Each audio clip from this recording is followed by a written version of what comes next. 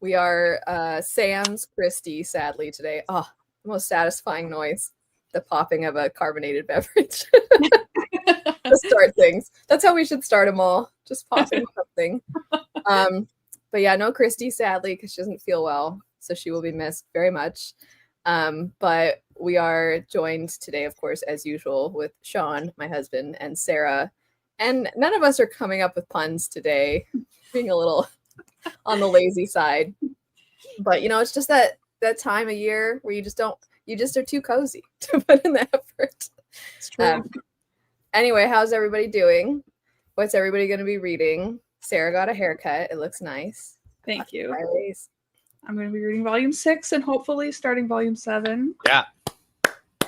I have I have 100 pages left, so I guess we'll see.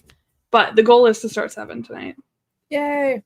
Well, luckily, their pages fly by. I think. They really do. Yeah. So at least there's that. Sean, what are you going to be reading? I'll be reading The Likeness for a bit until I am where I need to be. And then I will be reading volume 8 of Apothecary Diaries. You're almost done. Almost done. With this batch, anyway. I just finished The Likeness yesterday. So I have been reading an arc that I need to finish, and I need to finish it today. So I'm going to finish that, and then I have to give feedback for it. And then I don't know after that. I might shoot the rest of the sprint just productivity time. And because I was reading all day, I've been very sedentary and have basically not moved. So I might try to get some steps in during maybe the second Tell one. everyone why you've already finished The Likeness. Because you can't stick to a schedule. That's why. Excuse me. I feel like it's the opposite of that. You're too good at sticking to a schedule that you get ahead. And you're done with all of Apothecary Diaries. I am now on volume 15 of Apothecary Diaries. But I haven't started it. I've read through 14. So I did read 14 much slower. I had to slow down because when I saw how long it's going to take before volume 16 is translated to English, I was like, okay, this is not all right. I can't wait that long. So what's the release date for that? Hey, I sent it to you. Okay, why don't you remember? Did you? I did. I had a message, I think in the middle of the night, one night when I was reading. And I was like, why doesn't it come out sooner? Let's see, 16 release date. Let's see if it'll tell us. This one says to be announced. Let's see, English. But I never trust the AI overviews. Same. Definitely 2026. I'll have to look in our chat. Let me see. Let me just type in 16.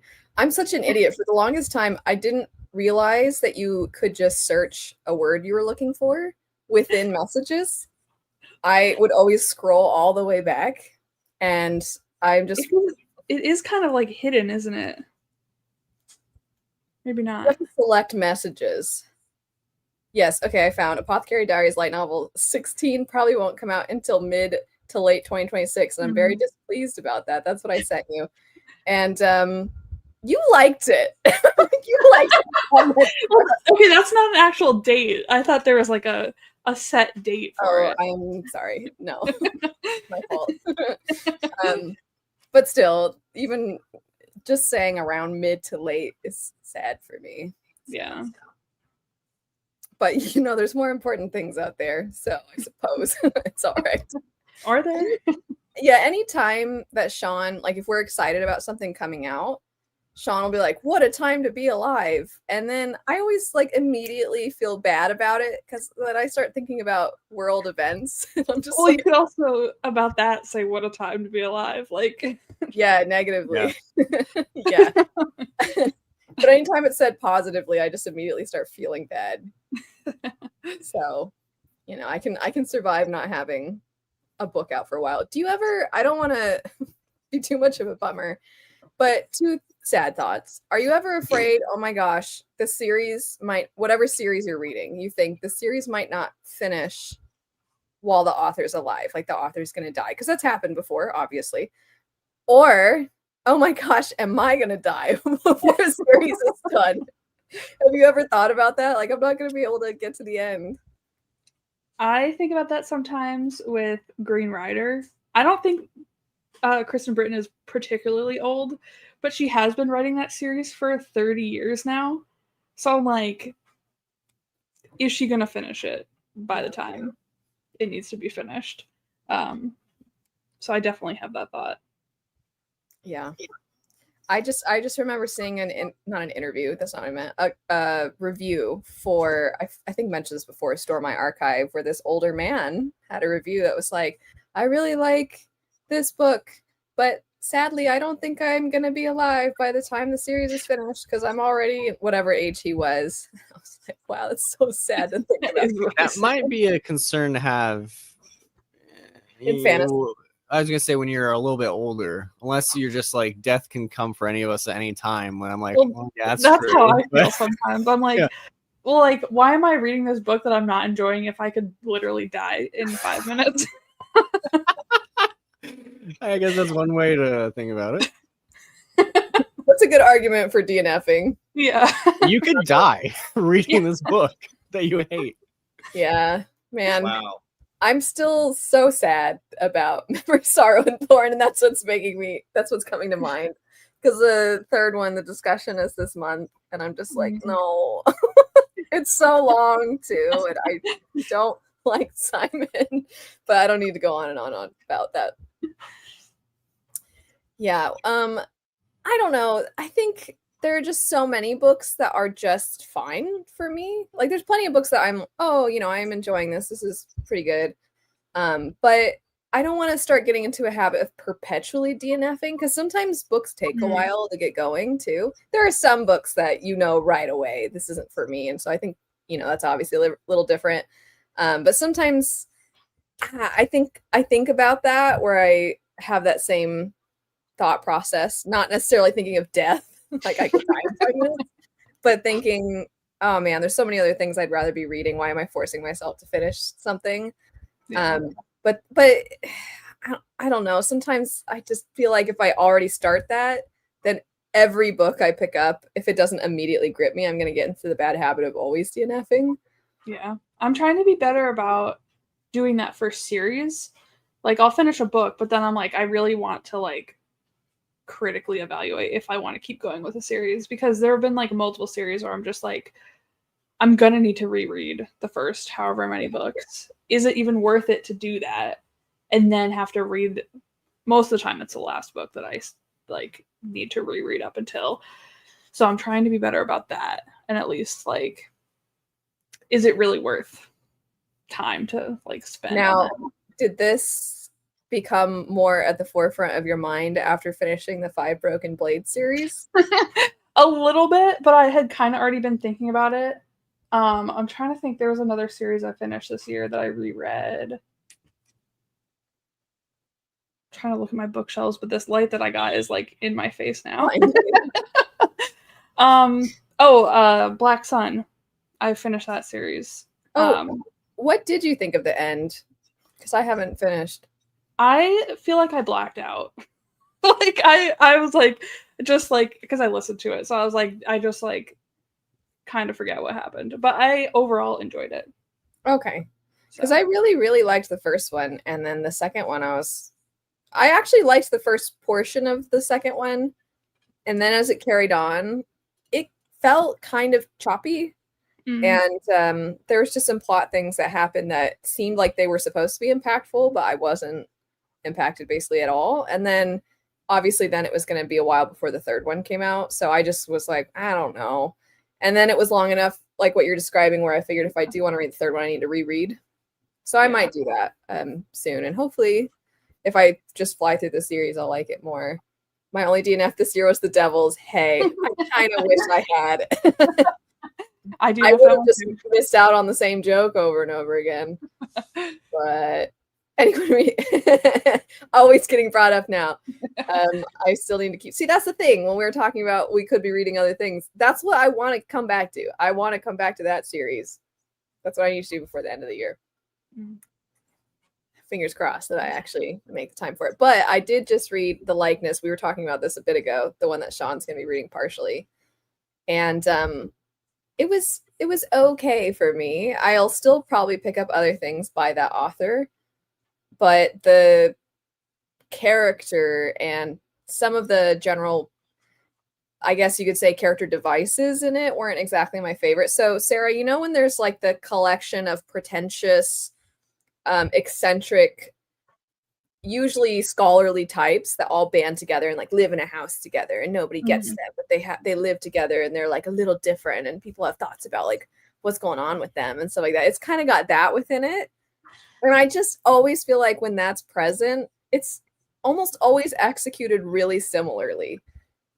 And I always feel like there's the potential to do something interesting, but then it always just kind of turns out the same, where they all are like, we're artsy and we don't have a TV and like stuff like that. If people don't know, it's kind of like a murder mystery story. But Sean is in the process of reading this. It's his buddy read with his dad. So he is reading a chunk each week. And then I started it on Sunday because I was like, I have to get caught up to where you and your dad are. And then yesterday I was like, I need to finish this. So now I just have to wait for Sean to be done. Yeah, my dad and I have been reading depressing nonfiction, and I was about to pick another depressing nonfiction book, and I was like, I can't do this. Let's change it up. But I don't know what I think about it so far. I don't like it as much as In the Woods. I think I like In the Woods more at 200 pages than I do The Likeness.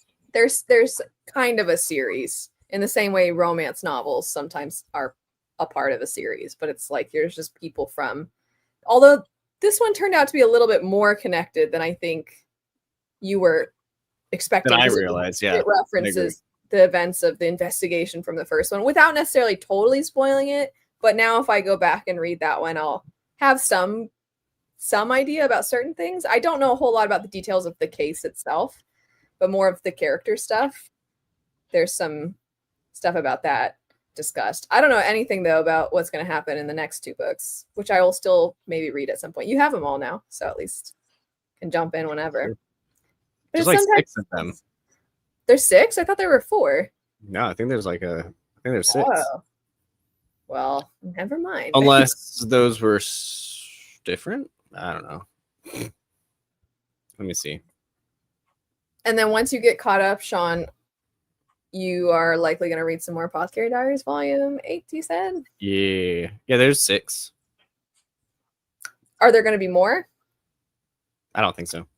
I mean, I don't know. I'm not a mind reader. I don't know. I didn't know if there was any announcements. She's written, I think, since the 6th Murder Squad book. She's written like standalones that have nothing to do with, like the Witch Elm has nothing to do with it. I read to escape depressing nonfiction. LOL. Yeah, I think that's a lot of people, and it does help. I probably should read more nonfiction. I was thinking about trying to pick up more. The Edgar Hoover book was so good. Yeah. I know there's so many though that we have that I need to jump into. I want you to read the ones I want you to read. I know, I want to read those too at some point. By the way, Luna's doing her pawing the carpet and then twirling. Although it's kind of a similar thing. Oh, today I sent a bunch of pictures to Sarah and Christy and Sophia of Luna Bear, and Christy's response was really funny.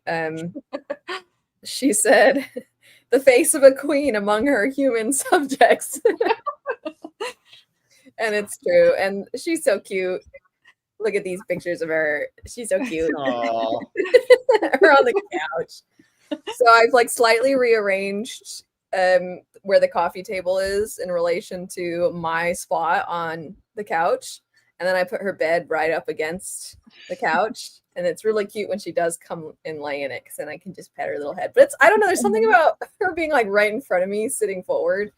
That's really cute. She just made such a stink and twirled around a bunch, and then she got up and walked out of the room. Why did she do this? Hello. Sarah the punless, I forget. Are you Ghosts of Yote-ing? No, but I did buy the Ghost of Tsushima on my computer. Oh. But I need to first delete some stuff so that I can download it. That's gonna be hard because like all I have downloaded is Baldur's Gate and The Sims. So one of those has to go, and that's a hard choice. And then I need to see if my computer will actually run it. So that'll be the true test. I think if it runs Baldur's Gate, it would run Ghost. I have to show you the last time I played Baldur's Gate what happened. Because I wouldn't be so sure about that. Well, isn't Baldur's Gate really? Are you gonna really show us a picture of like just smoke coming from your computer?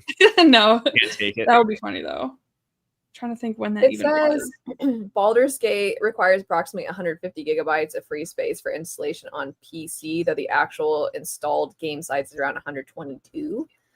And let's see how much. It's definitely smaller, but I just don't know how like intense it is to run it. Yeah, Ghost is half of that. Yeah.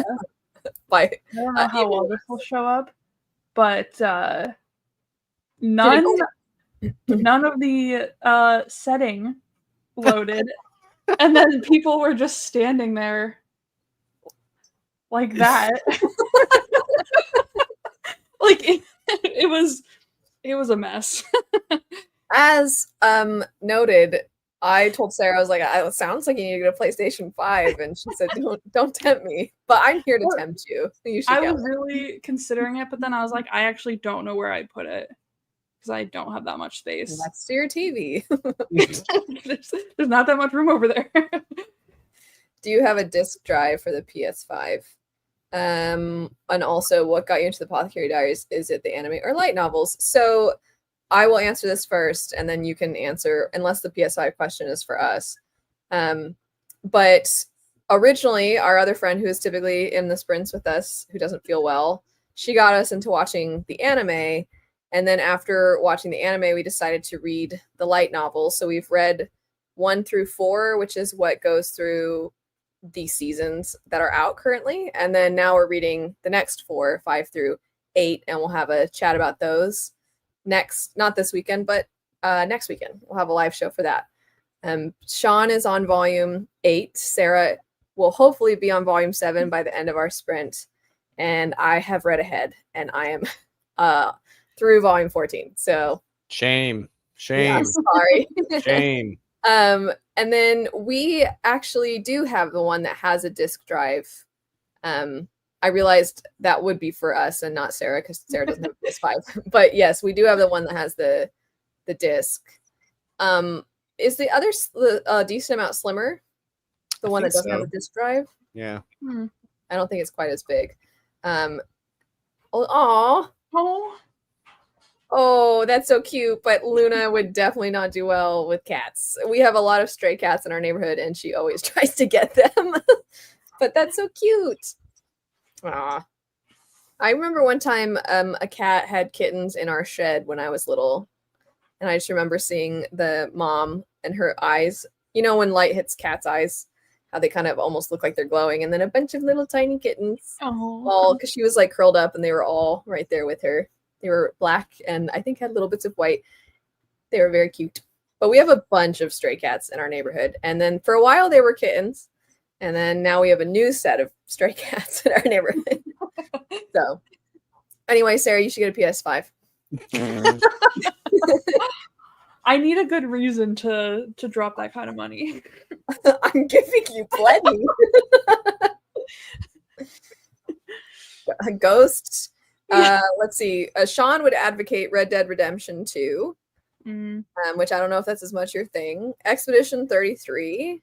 Hello, that's great. Did you see it's nominated for an Oscar for its music? I didn't see that. Yeah, it's great. Wait, an Oscar or a Grammy? An Oscar. Wait, the Oscars, have they been announced? The nominations? I guess some of them. I think for sound. Oh, they're probably saving the good stuff. I see. Yeah, I guess. But yeah, they nominated for 2 different ones, I believe. Did you know season 3 are in the works and it's I know, I'm so excited. I don't know. A post about that on Instagram probably every day, and I'm like, I just want it now. I know. We have to wait. You know, I'm waiting still for Witch Hat Atelier though. So Yes. I would be surprised if we got Apothecary Diary season 3 before Witch Hat, because I think Witch Hat shouldn't be delayed too much longer, hopefully. But they just really haven't said anything, so No, they haven't. have to wait. But anyway, what other games could I give you to? I mean, you could finally play Final Fantasy X. I have that on my Switch, so I Okay. already own that, and it works. So yeah, because I recently got the Switch 2, or not recently, when it came out, I got the Switch 2, and that was a lot of money. So I can't believe you got that before PS5. You can also do Baldur's Gate on PS5. Yeah. I know. I don't like the hotbar wheel thing on console though for Baldur's Gate. I still haven't played it, so I don't know. You should. I mean, everybody has told me I should with all the games that I love. You could go back and play The Witcher, The Wild Hunt.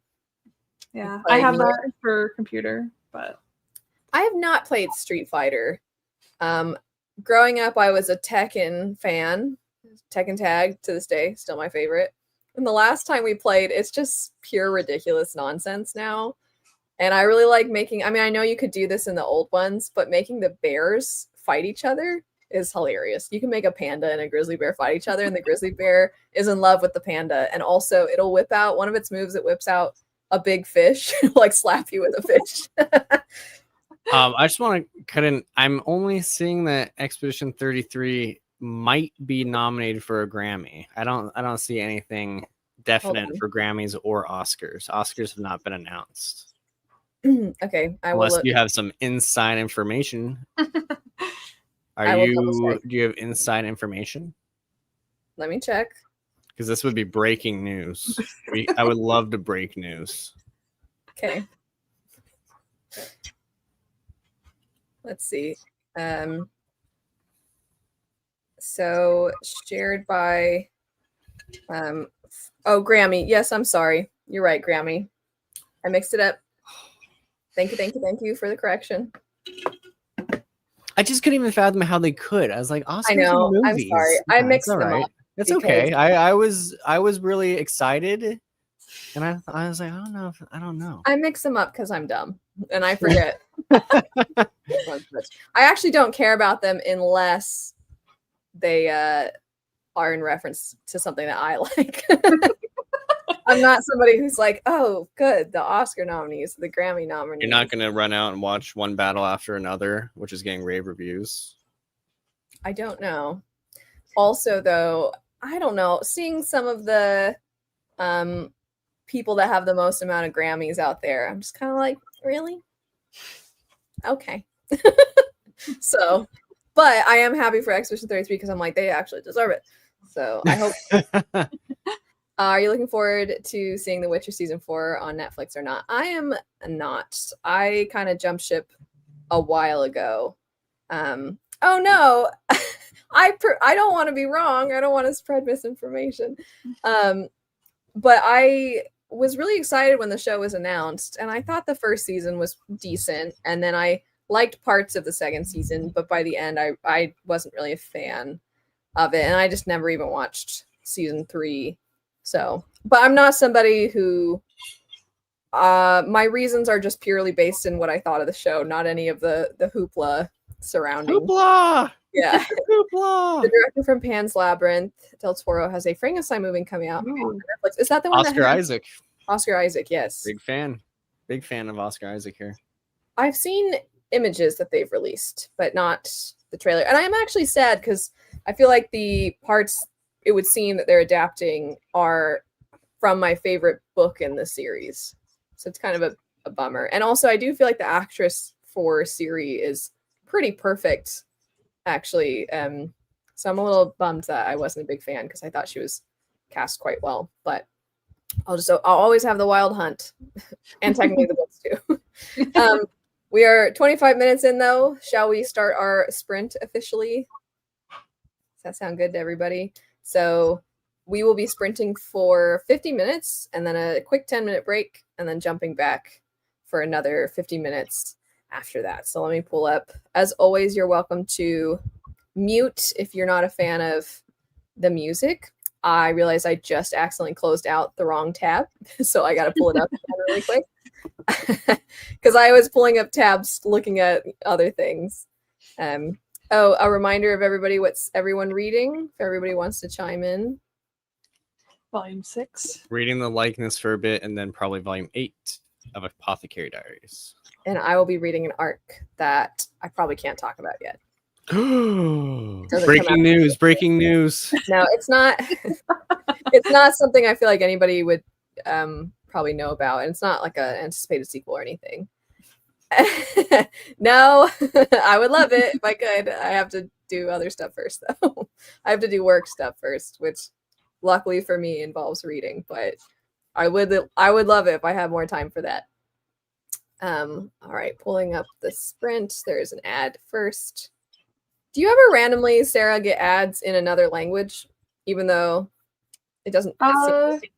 Sometimes, and it's sometimes if I do, it's Spanish, and I'm like, out of all the content I consume online, they pick Spanish. Like Korean would be so easy for the algorithm to pick up and be like, oh, let's show her some Korean ads, but it's Spanish. Yeah, we get Spanish, which I feel like makes more sense in Arizona, so like the area, but I don't really watch much YouTube, so I don't really know where it decides. Usually if I do, it's pulling up some kind of ambiance that I'll have to work or something. Yeah. So I don't really know. Anyway, all right, getting the sprint ready officially because I didn't close it out this time. Oh, the third Amari book. I need to read more Amari. Those are fun.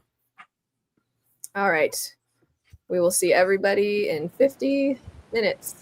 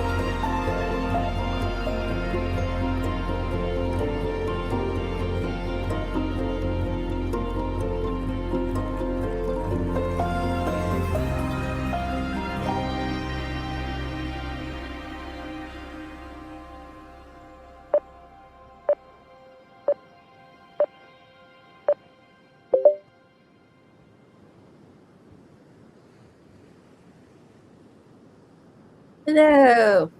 Hello. Hello. Reading for everybody. Hello? Hello, can you hear me? I can. I realize I had it muted. Oh, I was like, oh no. You guys responded as if you could. Just asking how the reading was. That's good. I read Any funny moments? 60 pages maybe. Nice. I feel like no, because this part is like makes me so sad. Can you in the private chat say what it is? Yes. Okay, well, while you're doing that, Sean, how is your reading? I read pretty much 30 pages-ish, somewhere in there. So I have, I think, another 10 or 15.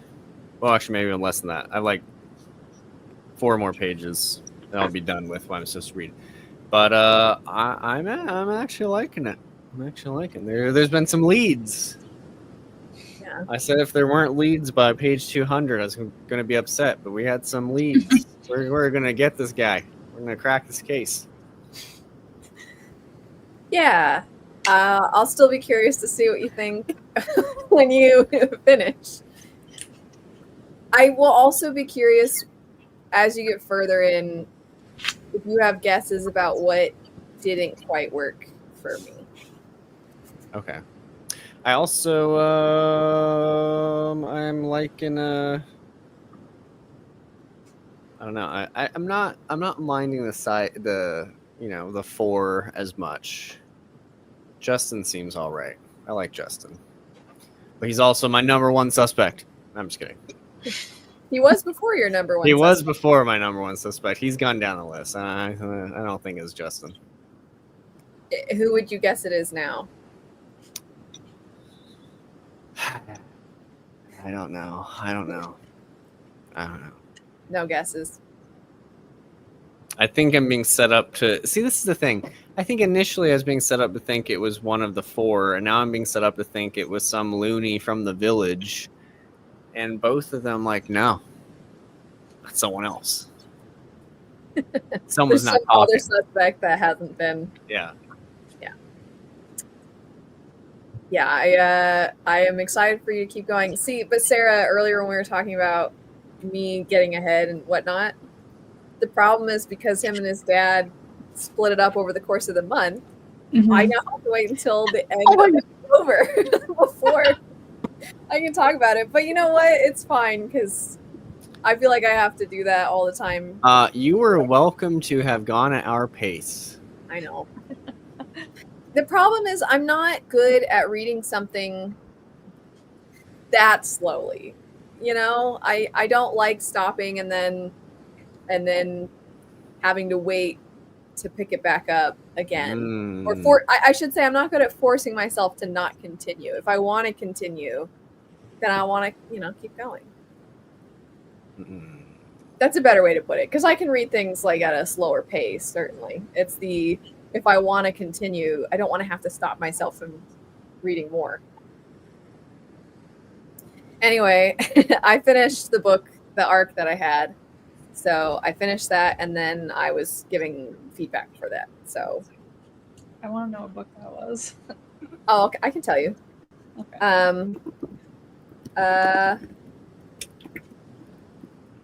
You probably have not heard about it. I don't think so. But I feel like Yeah, I haven't heard about anything these days. I don't think it's a known.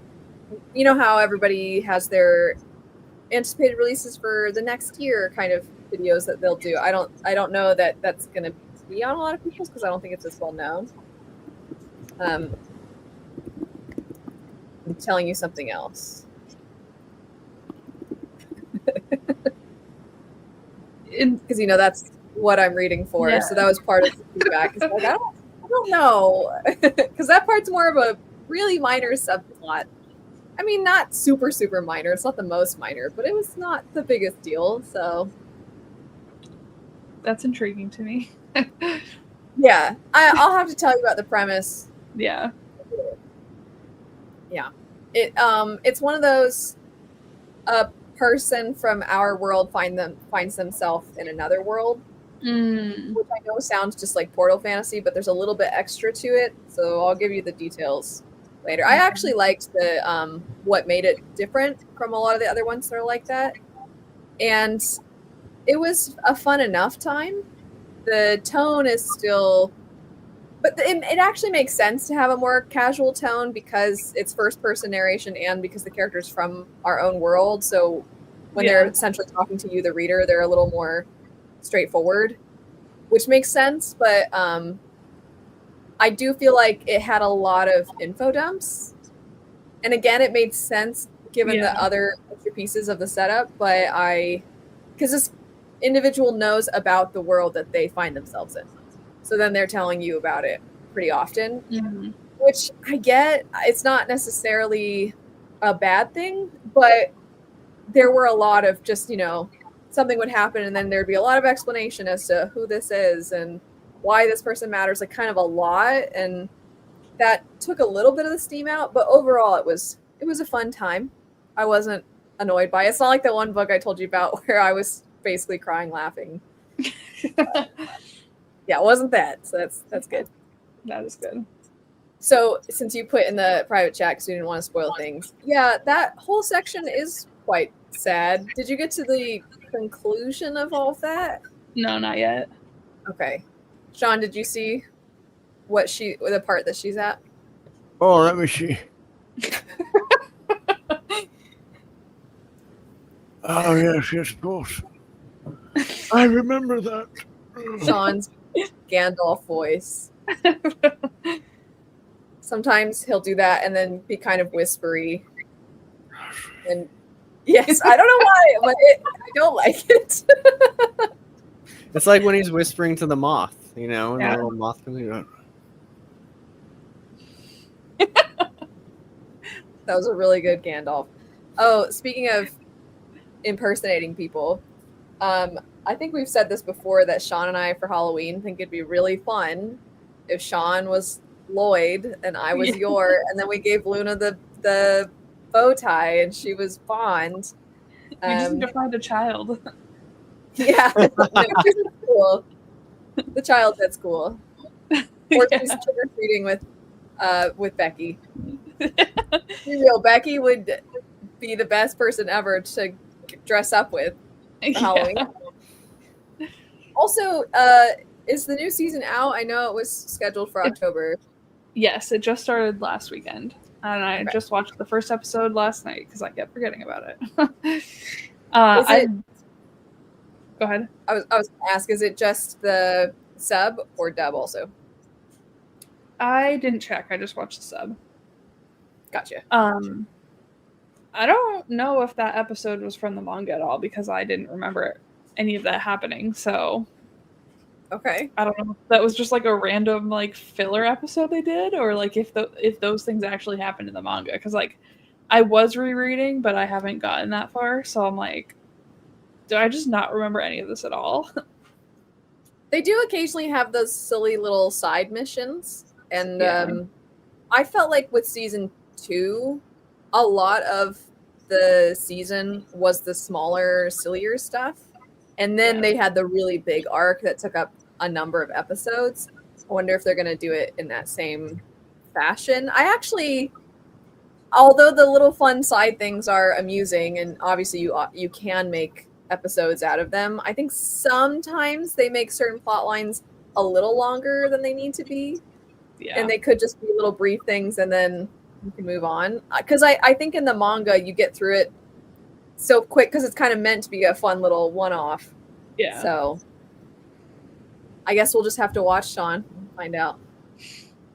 Well, we're about to start our next sprint, so I'll pull this back up. And because I finished the book, I need to walk. As I said before, I have hardly moved today, so I need to get some steps in. So that's what I'm going to be doing. I'm going to go walk. I'm going to make tea, but I'll be back. Nice. And Sarah, you're going to try to get to volume 7? I think I can do it. I think I only have like 40 pages. Perfect. All right. We'll see everybody in 2 minutes.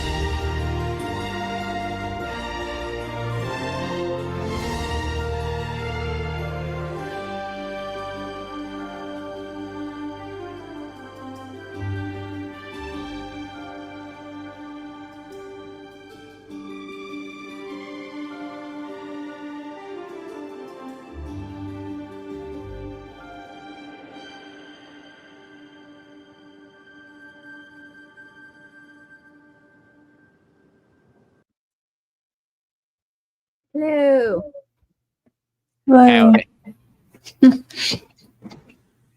How was everyone's sprint? Very good. Yeah. I'm on volume 7 now. Yay. I am far 29 in? pages in. Oh, okay. 29 pages, supposedly. Because it's digital, you mean? Yeah. And then I'm also looking at the art book because I want to see what certain characters look like because then I don't have a reference for them anymore since they're not in the anime yet. There ends up being so many that there's a part of me that wonders how long this is intended to go for. And Sean was looking up, did you see that the author at events, Sean, you should relay this information because you're the one that shared it with me. Oh, she dresses up as like a boar. A cute little, like she doesn't show her face. Oh, interesting. Like I have it's to find the such a giant suit. Yeah. I'm gonna look it up for you, Sean. I can share it on the screen. Author of Apothecary Diaries boar costume.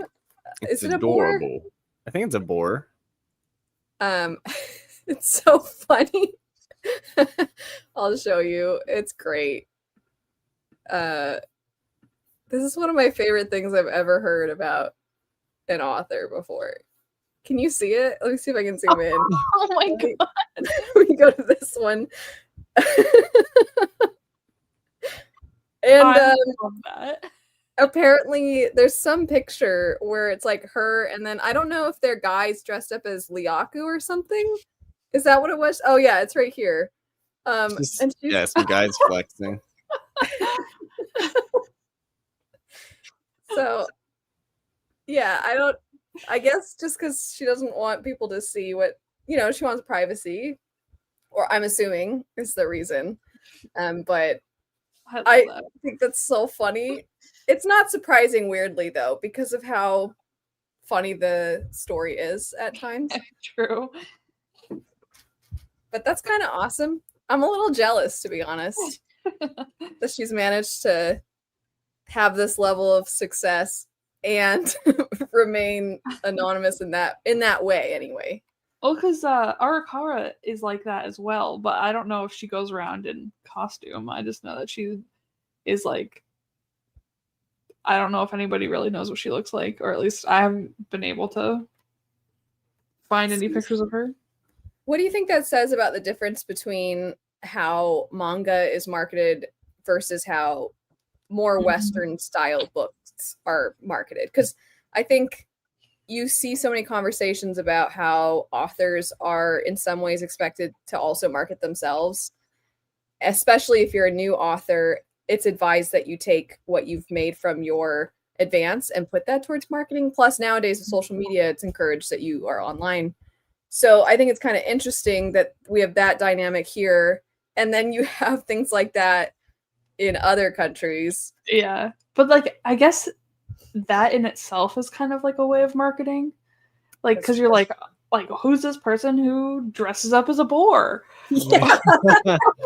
Then you're intrigued and you want to check it out. And like I guess the only example of that, like not like in not necessarily America, but like North America is Chuck Tingle does that also. And like that's always eye-catching to see him around. It would be especially funny if somebody had a whole social media where they only ever came on as whatever their chosen costume is. That would be pretty funny. I know, not book related, there's an account that the person doesn't ever show their face, and they've been asked to be interviewed for, I think, by journalists. And I think if I'm remembering correctly, journalists, they themselves, they don't have to disclose your identity when they're interviewing you, but I think they have to know who you are. And as a result, this person, I think, has kind of continuously turned people down because they so badly want privacy. So that's kind of interesting that they won't even really do interviews. That is interesting. Yeah, but it really amused me that she dresses up in that costume. And I wonder why she chose that animal in particular. Yeah. Do you happen to know? Is there any backstory to that? Do I know the backstory? Yeah. Oh no, I don't know, man. I just thought she dresses up as a boar. Yeah, it's I think it's pretty funny. Who's the one, Sean, that did The Simpsons? They voice themselves, right, on The Simpsons? You're talking about Thomas Pynchon? Yeah, but they will not. They're a famous recluse. It's not even right. Like they don't like going out at all, if I'm not mistaken. That is correct. Yeah, but they'll voice themselves on The Simpsons. I think he had someone. I want to make sure I'm thinking of the right person. I think he had someone else accept some book award. Like he didn't send himself. But I gotta make sure. He has a new book coming out this month. His 10th one. He's like 90 something years old. Oh my god. Oh, I'll have to send you, Sarah. There's this one individual who has been basically interviewing people and asking them about their lives. And these 2 videos, they interview these really old men, since Sean mentioned Thomas Pynchon's age. And they ask them, like, who was the person, like, the love of your life? And these 2 particular very old men, they get all sweet and sentimental, and they talk about their wives who have passed away and how much they loved them. And you're like, what the heck? This is so sweet and sad. And they're so cute and wholesome. But the one guy said that he had been with, didn't he say, Sean, he'd been with his wife for 72 years or something like that? Yeah. And they dated 7 years before they got married. And she had passed away 4 years before that. And you're like, how old's this guy? Oh my god. I know people got married. It sounded like, based off of, because they were like, how'd you meet or something, or how'd you get together? And his little story was super cute about how it was some kind of dance and everybody was meant to pair up. And then everybody had paired up and they were just standing there and the only 2 left. And he was like, would you like to dance with me? Like, just kind of being silly. And you're like, oh my gosh, this is so cute. So I wonder if they met in high school, right? So if they dated for 7 years, they could have still been married very young. But still, I'm like, 7 years dating and then 70 something years together, you know, and she died 4 years ago. That's so, and he was so like sharp, and I don't feel like if you heard his voice, you would ever expect the guy is at least in his 90s, you know what I mean? Because sometimes there's a way of talking. Anyway, they're very precious. Oh my god. But they definitely, like, Sean was like, this, why are you showing me this? This is making me cry. That will definitely make me cry. Yeah, I'll send it to you. I sent it to my mom, and she was like, "Aw." Thomas Pynchon did send a comedian to accept the National Book Award on his behalf in 1974 for Gravity's Rainbow. There you go. Who was the comedian? Irwin Comey, I think that was his name. That's a dedication to your privacy. Sorry, Irwin Corey. But yeah, even on The Simpsons, they draw a bag over his head, which I think is funny. It's really funny. I'm gonna send you these videos now, Sarah, so that I don't forget. And then we can watch you cry in real time. You don't have to watch them right this second. No, watch them. No, I'm just kidding. Well, when I was reading the end of volume 6, I was tearing up a little bit, and I was like, I'm not going to start crying right now. You were getting teary-eyed at the end of that volume? Yeah. Yeah. It makes me so sad. You have to say why in the chat, in the private chat. Like, what specifically really got to you? Was there a line or just like the whole thing? So Sean, I was telling her this morning when we were watching the performance, I was like, I'm like waking up crying first thing in the morning. Literally, I was still laying in bed and I watched that and I was like sitting there, like literally laying there crying. I was like, why? Because we're so proud. That's why. Let's see. Yeah. I agree. Now I'm just so excited because Christy she sent that funny thing where she's like, she finally got him back. In a little bit, I'm like, I don't think you're as far. I don't think you're referring to the thing that we all know about. She said that, and I was like, "Oh, okay, she's there." And then she said the next thing, and I was like, "She's not She's there." not there. Yeah.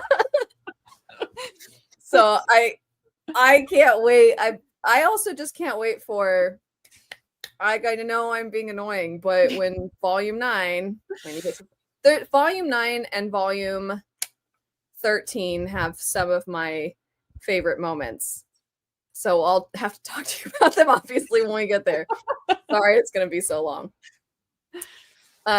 So for this sprint, as I said I would, I walked, and my stupid step counter watch, I think the button on the side is broken. So then it was, because when I plug it in, then it will show me my steps. But in the meantime, I don't know, which is fine. But I'm like, gosh darn it, I don't want to have to get a new one. But it's not working. So Same. Yeah, geez. My step counter isn't counting how many steps I took. A very first world problem. Yeah. And also, I didn't even describe it properly when I made my whiny voice. It's not showing me how many steps. It is counting them, though. So Sean's broke before mine, so now I got to get us both new ones. We got really cheap ones. These aren't like anything fancy. Just whatever was cheap. But since I have this is not an interesting story at all, but I'm going to share. Since I film and edit everything on this is my work phone. And then I have a really old phone that I've had for a long time that never can function, but I use that one for actual calling people and whatnot. But since I don't know why, but since I have these two different ones and this one sometimes doesn't have reception, then this watch, if you try to pair it, it gets confused and then it gets behind. So the time is always at least 15 minutes off. And Sean is always like, what is the point of having that if it's wrong? And I'm like, it counts my steps. I gotta tell you, I'm inching closer to just the flip phone. You know, I'm going on these diatribes about I know. The internet, man. I'm like, maybe we just need to all go back to flip phones, and we just need to, just stop. I would say at least once a week, Sean will at some point declare that we should just all stop being on social media. And then it's fun listening to him rationalize and push back against himself without me saying anything. Because yesterday, his statements, I mean, you can share, Sean, if you want. Oh, I mean, you're doing great. So he starts with that.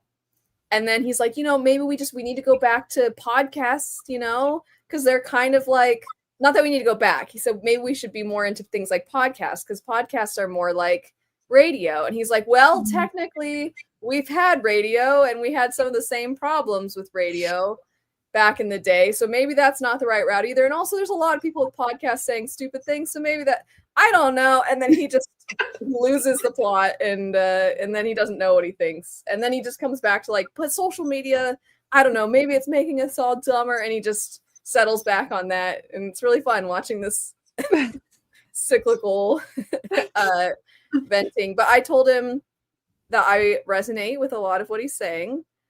I think it's all about how you engage and use it, of course. Although I do, question a lot of things like AI and whatever. Sean's biggest thing that I think is propelling this really forward is he's really annoyed that. Do you want to share this this new app or whatever social media platform? I don't even know enough to be annoyed. I'm just annoyed it exists at all. I think it's OpenAI that's making. I think it's technically Sora 2, but it's like, they're gonna they got people on there. I'm sure they'll expand it soon where it's like you can put your own face in any AI generated video.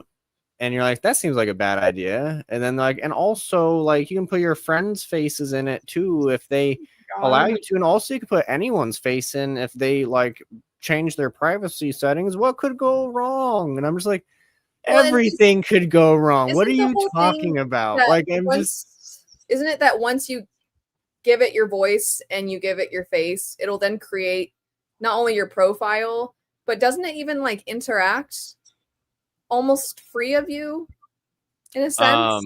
Like it yeah, has. I mean it's just generative, AI video content. And I'm like, is this what we've become? We can't even like I think it's that watch everybody real wants. people on the internet. Now it's like, it'd be even better as if we just watch made up stuff. That's the thing. I think it's I think crazy. it's a weird. I shouldn't say everybody, but I think it's this weird fascination with. But what if I could see myself as if I was a star in a movie or something? Like that's what it feels like. You know what I mean? And I'm like, you're not a movie star.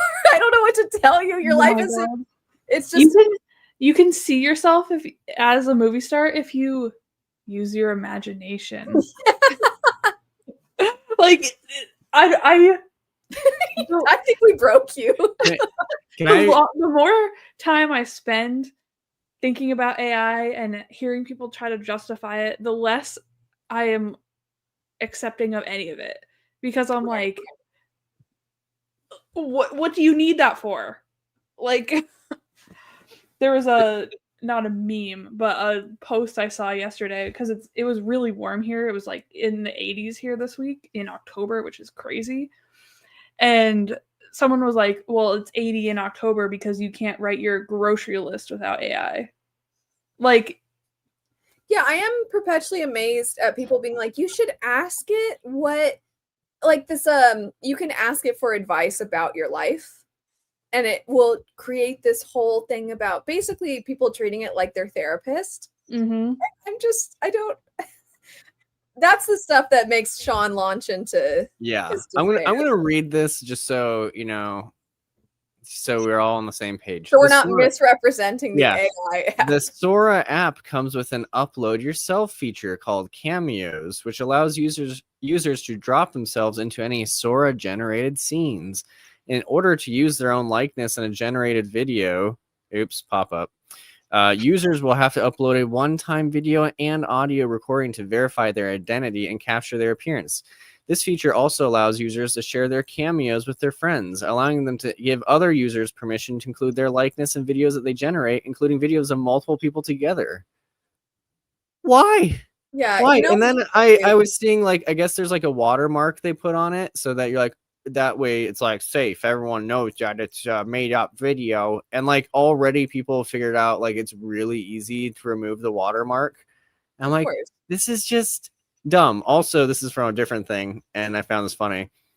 Someone was messing around with it, and they said one of the first Sora 2 videos they came across was a perfectly rendered Rick and Morty visiting SpongeBob SquarePants. And yes, my soul died a little writing that sentence. It turns out OpenAI set Sora 2 to allow copyrighted material by default, putting the onus on intellectual property holders to proactively ask OpenAI to pretty please take their material out. I'm like, oh my god. So I guess SpongeBob and Rick and Morty and who knows what else is just like jamming out on this app. And now, if the creator of SpongeBob is like, hey, I don't want that, they have to request that to happen. Not, I don't know, man. What are we doing? Anyways. Then you can ask your friends to join. I'm like, you could do. You could just talk to your friends. Yeah. Just go hang out with them. I don't understand. It's like, look, we don't live in the same state. We're interacting right now. I understand that sometimes there are aspects of the fact that we are working so much as a society and people feel disconnected and all these things. But it's also so easy now to connect with other people at the same time. And I understand, I know for myself back in the day, I was like, I don't feel like I could ever make friends with somebody that I met like online, and then a lot of my friendships have formed that way. And some people live in the area I live in, so I do see them in person.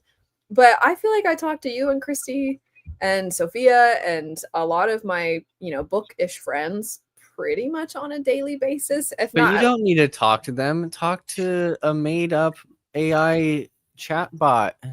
It'll bring you all the fulfillment of real friends. And then you can make videos. And they're even better than real friends because they don't have any opinions that will push back against yours.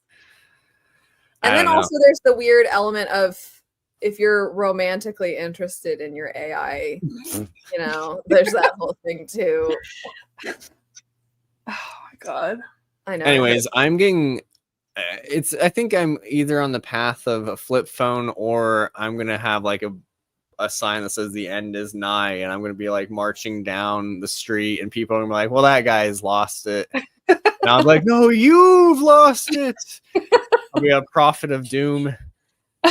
Come on I now. can see it. So either one. That's where I'm at. Yeah. I can see that so clearly in my head using my imagination and not AI. But if I give you my likeness and my permission, you can make an AI video of it. It'll be good. Well, I've seen people where, and this isn't even them having given permission, there will just be companies that will take someone's likeness and their voice, or one or the other, and they will create AI videos that are advertisements for products that these people have never heard of, don't endorse, have nothing to do with. And also a little bit, I'm like, you couldn't, like, not that I think this would be okay either, but I'm like, you couldn't create like a fake version of a person to, you know what I mean? I don't understand why you would have, like, because sometimes they're not even a mesh of people. It'll literally just be some random internet user who they will copy the likeness of. I mean, it's all messed up. It's all ridiculous. But I think Sean is funny in the sense of you don't even have any social media already on your phone. I know. You have your email, I suppose, on occasion that you can look at. You read articles. I mean, the thing is, I do think you use smartphones in a useful way, because sometimes you'll read things on your phone. No, we need to go back to newspapers. I need to read the newspaper in the morning and then go, wow, and shake my head at it, and then not do anything for the rest of the day. I have told Sean that, which I do it as well. I think a good example is earlier when I said, I just discovered recently that you can search messages too. But Sean, I've told him, like, you do have a little bit of these kids these days and technology, you know, you have that streak in you a little bit. And sometimes it's understandable. And sometimes maybe you can. Some of the kids are embracing the flip phone. And by that, I mean like a very, very, very small percentage. But you know what? Maybe they got it right. But what's funny is I almost feel like Sean despairs about things more than I do for someone that doesn't have social media. You know what I'm saying? Like, does that make sense? He's not even on it, and he'll hear that's what I mean by there's almost like an old individual streak, you know, when people will hear something on the news, they'll be like, that's crazy. And you're like, that's not much of a thing right now. You know, sometimes he'll the irony is this thing that he told me about. I'm like, this is the first I've heard of this, not saying it doesn't exist or that it's not well known to other people, but the irony of that I'm a little more online than Sean, and that he's the one that introduced this to me and he's the one flipping out about it. You know what I mean? Yeah. So there is kind of a fun irony there, but I do think you have to be kind of proactive with teaching social media what you want to see, because you jokingly at the earlier in the sprint, you're like, I see something about Apothecary Diaries every day, you know. Yes. It's like I follow a ton of artists and cute animal accounts, and so I see a lot of that. And then like news apps and a variety of news apps so that you see different things. And then I do think it's interesting to look at the comments of different news apps and see how people are receiving the information differently. And then, you know, cross-examine all of that.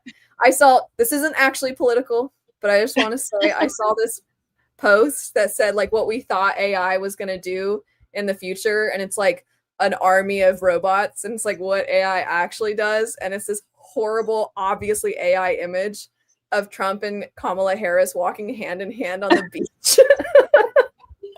Oh my god. These weird images that people create, or some I don't know, that kind of stuff is, yeah, it's just like, who could have predicted? I mean, I think a lot of people got a lot of things right. Like a lot of people were very kind of almost they were kind of able to predict the future in an almost eerily accurate way, except for what it would be used to do. You know what I mean? Like the impacts on society, I feel like were relatively accurate, but then the stupidity of it is almost Yeah. That's why I'm not even. That's my thing, man.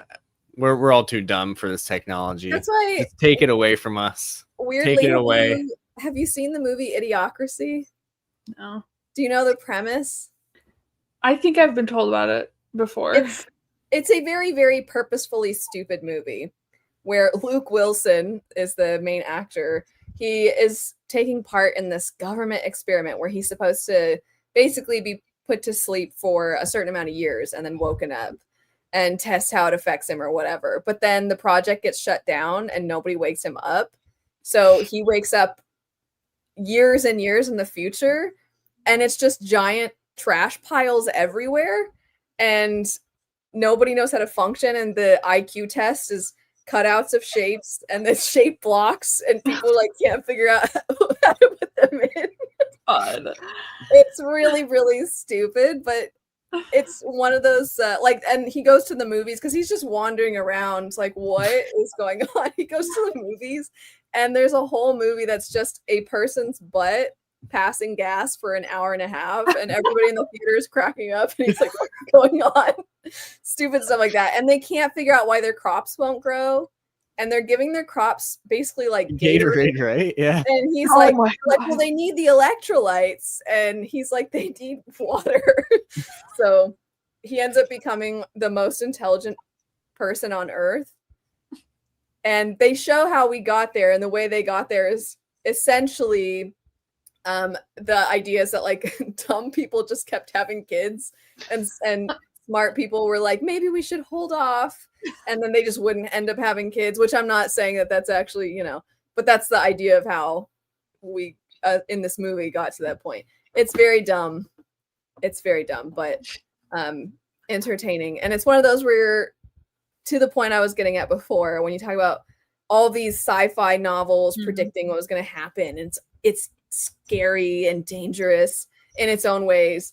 And then there's this movie, and you're like, was this movie actually better at predicting? I know. Isn't that depressing that Idiocracy might be the one that got it right? I remember watching that movie with my mom when I was a kid, and it's stuck with me because I think maybe I rewatched it with you one time, Sean. Yeah. We watched it a few years ago. Yeah. And then the one last thing I'll say before we wrap up our sprint is, speaking of stupid movies, I have told... so my brother-in-law has seen so many weird movies.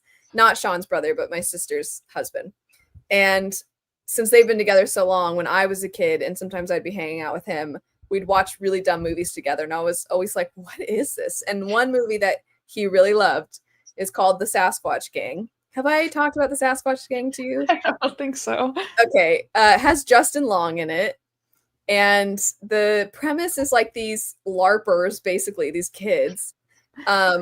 They just like to do their thing and, be LARPers. And Justin Long, if I'm remembering the premise correctly, makes fake Sasquatch tracks with the intention of getting molds and convincing people that these are real Sasquatch track molds and then selling them to make money.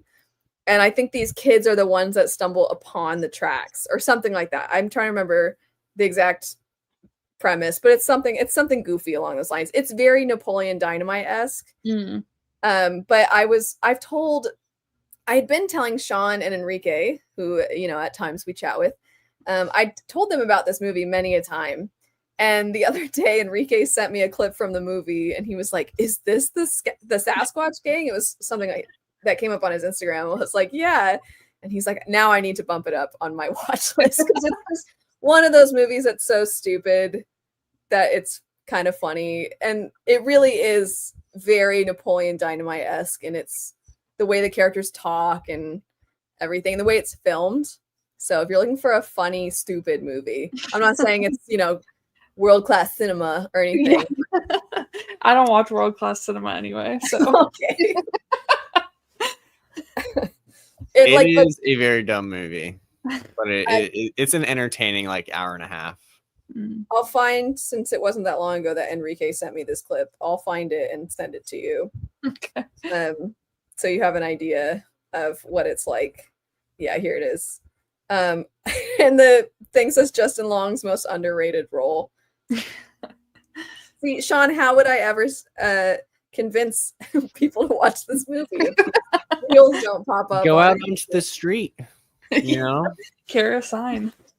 Sean will be carrying a sign about the end of the world, and I'll just And be you're watch like, the Sasquatch. have you watched the Sasquatch Gang? It's really funny. It's dumb. But I do have a soft spot for movies that are not, they know that they're not the greatest film ever made. You know what I mean? I always, because there's some movies that I appreciate the effort, but also I'm like, I think you took yourself more seriously than you needed to, because this movie was kind of just okay. And then there are movies that are like, we know this is dumb. And I kind of weirdly respect that.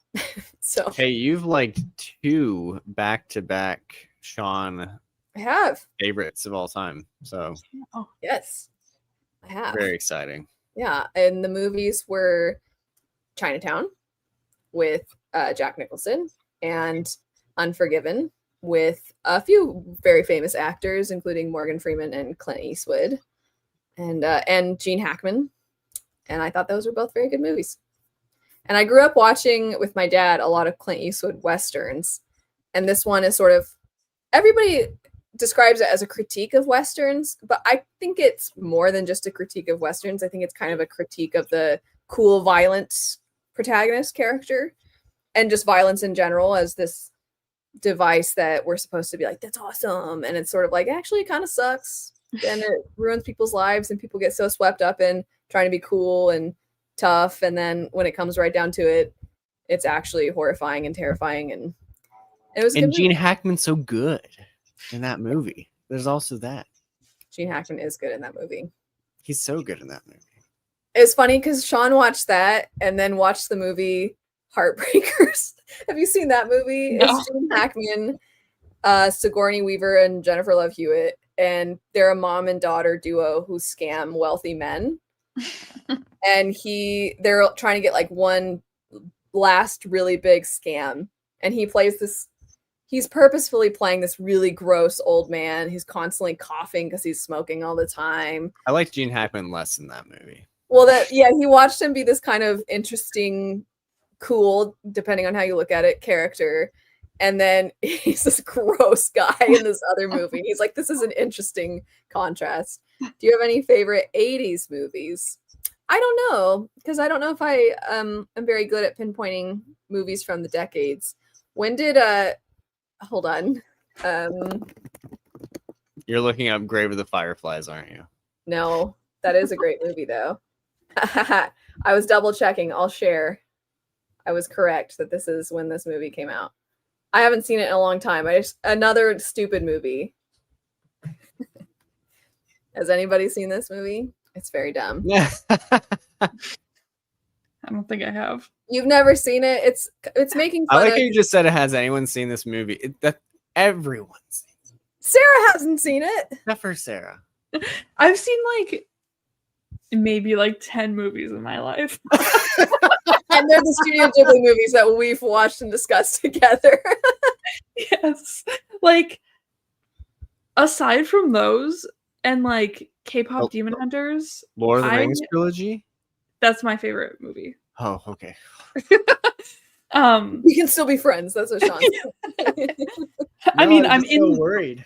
I'm in the Lord of the Rings club at work, so Oh, good. Oh, good. Good. Okay. Yeah, I don't even know if I've seen any movies this year other than K-pop Demon Hunters. And we haven't talked about Studio Ghibli in a while. We talked about some at the beginning of the year. Other than those, yeah. They're doing a sequel. I'm assuming you mean Spaceballs too. Yeah. I've heard. That is another stupid funny movie, by the way, Sarah. Except for it's more making fun of things like Star Wars. Do you ever watch honest trailers? I used to back in the day, but not often. Since it's not a movie where I feel like spoilers are a big deal. Yeah. You can watch the honest trailer to get an idea of what it's like. But anyway, Sean, what would you say is one of your favorite stupid movies? Hot Shots Part 2. Ah, yes. The stupidest of the stupid. Yeah, you often quote the dumb things in that. What's a all What's the a time. good joke that you quote from that one? Well, I mean, I think the one I go to the most is if someone says you're joking, and then I say, I'm not joking. If I were joking, I would say a horse walked into a bar. The bartender said, why the long face? Yes. And then the character goes, you're not joking. There are some other ones, though, that you quote quite often, and I am sadly drawing a blank. I mean, I don't know if so many are coming to mind. But like they're very contextual. Like I hear candy. What does he say? He says candy bar, sprinkles, sprinkles. I think that's what they're chanting in the background. It's okay. I have to explain that. So there's the beginning of the movie. It's like Rambo. It's like making fun of Rambo, and Charlie Sheen is the main character. He's like in this underground fighting ring, whatever. And the one guy like dips his hands in like, tar, and then like puts his hands in like, nails and shrapnel, and he's like, ah. And then Charlie Sheen dips his hands in like caramel, and then he's like looking, and it's just like candy, and then someone behind's like candy bar, sprinkles, sprinkles, and he like puts in the sprinkles and goes, ah. It's just like, why is that in there? I don't know, but it makes me laugh every time. So Sean, I pulled up quotes, and one of them is, these men have taken a supreme vow of celibacy like their fathers and their fathers before them. That's a good one. I'm also always a big fan of That's One Pretty Man. And it's just a lady who has like a fake mustache on. And very obviously. Yeah. There's also a part where characters are jumping out of an airplane, and two of them shout Geronimo, and then one of them is apparently Geronimo, so when he jumps he says me. It's like stupid stuff like that. So there's also just like stupid like visual gags, like when they're jumping on the airplane, they're all like, suiting up and they're hanging on to the thing, and then it goes by and there's just like a guy in like a suit drinking coffee, like he's on like a subway, he's just like reading the paper. Like it just doesn't make any sense. But or Sean, you quote this one: I want to be with you, I want to hold you, I want to meet your parents and pet your dog. My parents are dead, my dog ate them. I feel like you say my parents are dead, my dog ate them. I do. Or like I feel like one of the almost hallmarks of these kinds of movies at times is the breaking the fourth wall. So there's a part where they say, Colonel, who are you? She's CIA. The other man's an extra. I'm trying to find others. There's where Charlie Sheen drives past like his actual dad, his actor dad, and then they shout, I loved you in Wall Street to each other. That's a good part. Another breaking the fourth wall part. I'm trying to see if there's any more. Oh, there's at the very beginning, the classic, this is also not great, but there's the president says to this guy, he's like candy, and then he's like no sir, and then he's like young lady, and then she's like no sir, and then he's like I was offering him a young lady. Yeah, I was just about to say I just found that quote too. Yeah. The president gets some good lines. And like there's also just they're just is that the same one where they can easily just fit through the bars in the cell they're in? Yeah. He like reaches through the bars to grab the key, but he's like basically out of the cell at that point. Yeah, he basically walks out to grab the keys to unlock the cell. Anyway, it's all very dumb. That's the point. But anyway, so I guess besides when you guys are here and we're gonna watch Studio Ghibli, we will apparently have to also perhaps watch a stupid movie. We'll get you a number of movies from 10 to 12. Yeah. My problem is that I just don't have the motivation to sit down by myself and watch. Because if I'm by myself, I'm like, I can be doing anything I want to be doing right now. There's no one to stop me. Like, so then I just pause the movie 5 minutes in and I'm doing something else. That's not the worst mindset. Major League or Police I Academy. think I saw Major League a long time ago. I don't think I ever saw Police Academy. Didn't we show my dad Hot Shots? Yeah. Or did we show him Airplane? I think we showed him Hot Shots. I think He was a did fan. find it funny. And my dad, Maybe. again, he liked Westerns. He was an older guy. And I think he was really tickled by the stupidity of that movie. My dad, I think I've said this before, he liked Westerns. And he did like some older movies in general. Like we watched, was it Grapes of Wrath that we watched? That was just horribly depressing. It was pretty depressing. He liked those, and then randomly loved Tropic Thunder. Just like the difference, the layers that he had. Because have you seen Tropic Thunder? That's not one of the 10. That's not one of the 10. No. Yeah, it's very different from the types of movies, the rest of the types of movies my dad would watch. But I remember he went and saw it randomly with this friend of his. And then when I was talking to him, I remember calling him and he's like, "You gotta see this movie. It's so funny." I was like, okay. So he's like, it gets a little, there's some, what did he say? There's some risque stuff in it, but it's funny. It's a funny show. So he was very amused by that one too, which is always hilarious. I mean, this is the same guy in one of my really old vlogs. When my dad comes over, we film like a silly video together. I don't even know what we were doing. But he was just like, okay, whatever, I don't know what we were doing. But at the end, when we finished, he was like, "Do I get a cookie?" And I was like, "I don't have any cookies," but I like gave him a little mini chocolate chip muffin. I was like, "I have these." He's like, "Oh, okay." Like it's very like wholesome, silly, Yeah. and then loved Tropic Thunder. So that was always amusing to me. But anyway, it is now about 3 hours in. So thanks to those who joined the sprint. Feel free to, if you watch this later, chime in with some of your favorite stupid movies or just favorite movies in general. As well as if you want to comment on AI and Yeah. A lot of ground there. smartphones, feel free.